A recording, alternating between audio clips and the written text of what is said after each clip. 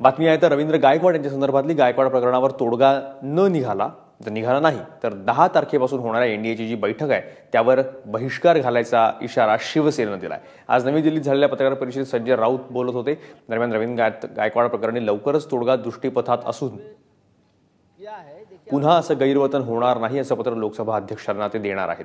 यानंतरच त्याच्यावरची हवाई बंदी उठवण्याची घोषणा होणार असल्याचं कळतंय। लोकसभा अध्यक्ष सुमित्रा महाजन, सेना खासदार आणि केंद्रीय गृहमंत्र्यांची आज एक बैठक झाली, त्यात हा निर्णय घेण्यात आला।